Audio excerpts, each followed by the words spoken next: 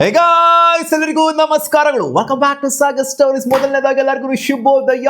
IPL ಮುಗಿದು ಇನ್ನೂ ಒಂದು ತಿಂಗಳಾಗಿಲ್ಲ ಮಗ, ಆಲ್ರೆಡಿ ಟ್ರೇಡ್ ಬಗ್ಗೆ ಮಾತುಕತೆ ಎಲ್ಲ ಸ್ಟಾರ್ಟ್ ಆಗಿ ಹೋಗ್ಬಿಟ್ಟೈತೆ. ಮಾತುಕತೆ ಏನು ಗುರು, ಇದು ಆಲ್ಮೋಸ್ಟ್ ಒಂದು ರೇಂಜಿಗೆ ಕನ್ಫರ್ಮೇಶನ್ ಅಂತ ಅನ್ಕೊಳ್ಳಿ. ಯಾಕಂದ್ರೆ ESPN ಕ್ರಿಕ್ ಬಸ್ ಎಲ್ಲ ರಿಪೋರ್ಟ್ ಮಾಡ್ಬಿಡಿದ್ರೆ ಈ ಟ್ರೇಡ್ ಚರ್ಚೆಲ್ಲ ಆಗತ್ತಾ ಇದೆ ಅಂತ.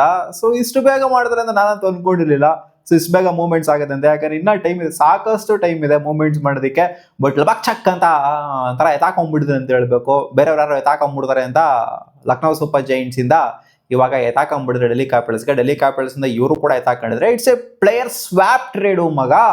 ಹೌದು, ನಾನೇನು ರಿಪೋರ್ಟ್ ಮಾಡಿದ್ದೆ ನಿಮಗೆ, ನೆನ್ನೆ ಸಾಯಂಕಾಲ ರಿಪೋರ್ಟ್ ಮಾಡಿದ್ದೆ ಈ ತರ ಆಗುವಂತ ಚಾನ್ಸ್ ಇದೆ ಗೋಯಿಂಗ್ ಫಾರ್ವರ್ಡ್ ಇನ್ ಫ್ಯೂಚರ್ ಅಂತ. ಬಟ್ ಫ್ಯೂಚರ್ ಏನೂ ಅಲ್ಲ. ಸೊ ಮಾತುಕತೆ ಚಾಲ್ತಿಲಿದೆ ಅಂಡ್ ಈ ಟ್ರೇಡು 100% ಶಾರ್ಟ್ ಆಗಿ ಆಗುತ್ತೆ. ನಾವು ಮುಂಚೆನೆ ಈ ಸೀಸನ್ ಡಬ್ಬಾ ತರ ಹಾಕಿದಂಗೆ ರಿಷಬ್ ಪಂತ್ಗೆ ಪಕ್ಕ ಲಕ್ನೋ ಸೂಪರ್ ಜೈಂಟ್ಸ್ ಅವರು ಇಟ್ಕೊಳ್ಳಲ್ಲ 27 ಕೋಟಿಗೆ.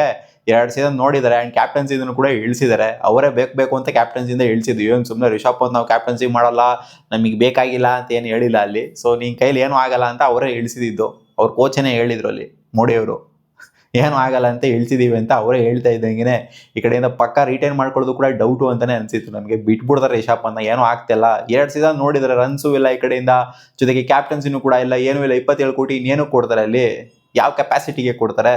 ಸೊ ಡೆಲ್ಲಿ ಕ್ಯಾಪಿಟಲ್ಸ್ ಅಲ್ಲಿ ರಿಷಬ್ ಪಂತ್ ಚೆನ್ನಾಗಿ ಈ ಹಿಂದೆ ಪ್ರೂವ್ ಮಾಡ್ಕೊಂಡಿದ್ರು. ಸೊ ಡೆಲ್ಲಿ ಕ್ಯಾಪಿಟಲ್ಸ್ಗೂ ಅವ್ರಿಗೂ ಆಗ ಬಂದಿತ್ತು.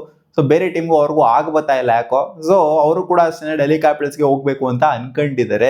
ಸೊ ಪೇಕಟ್ 27 ಕೋಟಿಗೆ ಟ್ರೇಡ್ ಮಾಡ್ಕೊಳ್ಳೋದಿಲ್ಲ. ತಿಪ್ಪುರ್ಲಾಗ ಅವರು ಯಾರು ಕೂಡ, ಯಾವ ಮಗ ಕೂಡ ನಾನು ಕೊಟ್ಟಿದ್ದ ಲಿಮಿಟೇಷನ್ ಇಷ್ಟು. ಅವ್ರ ಆಕ್ಷನ್ಗೆ ಹೋದ್ರು ಕೂಡ 15 ಕೋಟಿ ಅಷ್ಟೇ ಗುರು ಅವ್ರದ್ದು ವ್ಯಾಲ್ಯೂ. ಅದಕ್ಕಿಂತ ಕಮ್ಮಿನೇ ಹೊರತು 15 ಕೋಟಿಗಿಂತ ಜಾಸ್ತಿ ಅಂತೂ ರಿಷಬ್ ಪಂತ್ 100% ಶಾರ್ಟ್ ಹೋಗಲ್ಲ ಅಂತ.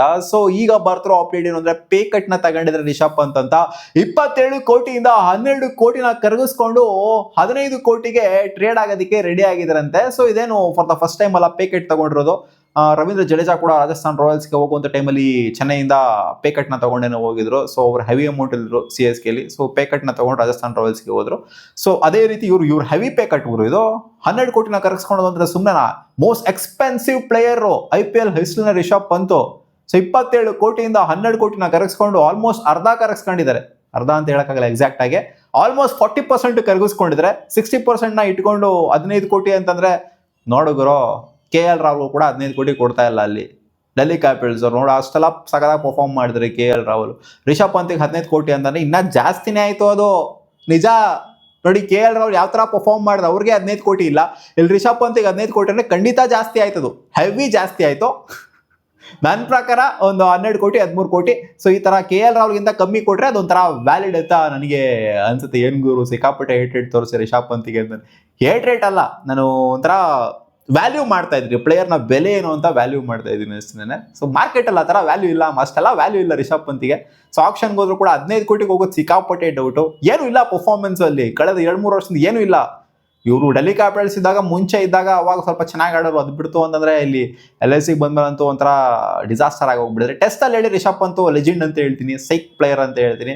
ಬಟ್ ಈ ವಿಚಾರಕ್ಕೆ ಬಂತು ಅಂದ್ರೆ T20s ಅಂತ ಬಂದಾಗ ಅಥವಾ ODIs ಅಂತ ಬಂದಾಗ Rishabh Pant is not a proven player any more. So ಇಲ್ಲಿ ಟ್ರೇಡ್ ಆಗಿರೋದು, ಪ್ಲೇಯರ್ ಸ್ವ್ಯಾಪ್ ಆಗಿರೋದು ಯಾರಿಗೆ ಅಂತಂದ್ರೆ ಲಕ್ನೋ ಸೂಪರ್ ಜೈಂಟ್ಸ್ ಇಂದ ಡೆಲ್ಲಿ ಕ್ಯಾಪಿಟಲ್ಸ್ಗೆ ಇವ್ರು ಬರ್ತಾ ಇದ್ದಾರೆ ರಿಷಬ್ ಪಂತ್ ಅವರು. ಆ ಕಡೆಯಿಂದ ಯಾರು ಬರ್ತಾರೆ ನಾನು ಹೇಳಿದ್ನಲ್ಲಪ್ಪ, ಕುಲ್ದೀಪ್ ಅಣ್ಣ ಬರೋದಕ್ಕೆ ರೆಡಿ ಆಗಿದಾರಂತೆ. ಸೊ ಹೋಮ್ ಡೆಲ್ಲಿಗೆ ಹೋಗ್ತಾ ಇದ್ದಾರೆ ಮತ್ತೆ ರಿಷಬ್ ಪಂತ್ ಅವರ ಹೋಮ್ಗೆ. ಈ ಕಡೆಯಿಂದ ಉತ್ತರ ಪ್ರದೇಶ್ ಅವರ ಹೋಮ್ ಕುಲ್ದೀಪ್ ಯಾದವ್ ಅವ್ರದ್ದು ಲಕ್ನೋಗೆ ಮತ್ತೆ ಅವ್ರು ವಾಪಸ್ ಬರ್ತಾ ಇದ್ದಾರೆ ಇಲ್ಲಿ.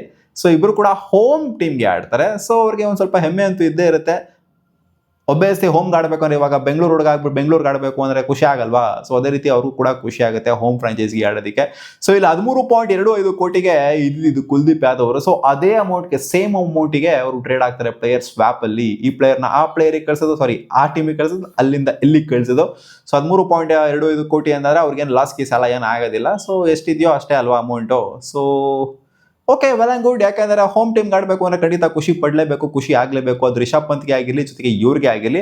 ಅಂಡ್ ರಿಷಬ್ ಪಂತ್ಗೆ ಡೆಲ್ಲಿ ಕ್ಯಾಪಿಟಲ್ಸ್ ಅಂದ್ರೆ ಸಿಕ್ಕಾಪಟ್ಟೆ ಒಲವಿದೆ. ನಿತೀಶ್ ರಾಣಾ ಅವರು ಲಾಸ್ಟ್ ಸೀಸನ್ ಟ್ರೇಡ್ ಆಗುವಂಥ ಟೈಮಲ್ಲೂ ಕೂಡ ಅವರು ಹೇಳಿದ್ರು, ನಿತೀಶ್ ರಾಣಾನೇ ಹೇಳಿದ್ರು ಡೆಲ್ಲಿ ಕ್ಯಾಪಿಟಲ್ಸ್ಗೆ ಹೋಗ್ಬೇಕು ಅಂತ ಅನ್ಕೊಂಡಿದ್ದೆ ಅಂತ. ನಿತೀಶ್ ರಾಣಾ ಕೇಳಿದಾಗ ರಿಷಬ್ ಪಂತ್ ಅದಕ್ಕಿಂತ ಫ್ರಾಂಚೈಸ್ ಬೇಕಾ, ಹೋಗು ಬಂಗಾರದಂತ ಫ್ರಾಂಚೈಸ್ ಉದ್ಧಾರ ಆಗ್ತೇನೆ ನೀನು ಅಂತ ಹೇಳಿದ್ರು ಅಂತ ನಿತೀಶ್ ರಾಣಾ ಅವರು ಹೇಳಿದ್ರು. ಸೊ ಒಂದು ರೆಸ್ಪೆಕ್ಟ್ ಅನ್ನೋದಿದೆ. ಅಂಡ್ ಅವ್ರ ಓನರ್ ಜೊತೆಗೆ ಒಳ್ಳೆ ಒಂದು ಬಾಂಧವ್ಯ ಇದೆ ರಿಷಬ್ ಪಂತಿಗೆ, JSW ಅವ್ರ ಜೊತೆಗೆ. ಸೊ ಆದ್ರಿಂದ ಅವ್ರನ್ನ ಎತ್ತಾಕೊಂಡಿದ್ದಾರೆ. ಸೊ ಬೇರೆ ಏನಿಲ್ಲ ಮಗ. ಸೊ ನಿಮ್ಗೆ ಏನ್ ಅನಿಸ್ತಾ ಇದೆ? ಈ ಒಂದು ಟ್ರೇಡು ಆಗೋದಕ್ಕೆ ಸಿದ್ಧ ಆಗ್ತಾ ಇರೋದು ಪ್ಲೇಯರ್ಸ್ ಸ್ವಾಪ್ ಟ್ರೇಡು, ಇನ್ನ ಏನೇನ್ ಬರುತ್ತಾ ಗೊತ್ತಿಲ್ಲ. ಒಟ್ಟಲ್ಲಿ ನೋಡಿ, ಒಂದು ಮೆಗಾ ಆಕ್ಷನ್ ಇರುವಂತ ಟೈಮಲ್ಲಿ ಬಿಗ್ಗೆಸ್ಟ್ ಟ್ರೇಡ್ಗಳನ್ನ ಆಗೋದು ನೋಡ್ತೀವಿ ನಾವು. ಲಾಸ್ಟ್ ಮೆಗಾ ಆಕ್ಷನ್ ಇದ್ದಂತ ಟೈಮಲ್ಲೂ ಕೂಡ ಅಷ್ಟೇ, ಒಂದ್ ಸೀಸನ್ ಹಿಂದೆ ಹಾರ್ದಿಕ್ ಪಾಂಡ್ಯ ಅವರ ಟ್ರೇಡ್ ಆಗಿರ್ಬೋದು. ಸೊ ಇನ್ನ ಹಲವಾರು ಟ್ರೇಡ್, ದೊಡ್ಡ ದೊಡ್ಡ ಟ್ರೇಡ್ಗಳು ಆದವು. ಸೊ ಇವಾಗ್ಲೂ ಅಷ್ಟೇನೆ ಒಂದ್ ಸೀಸನ್ ಇದೆ ಇನ್ನ ಮೆಗಾ ಆಕ್ಷನ್ಗೆ.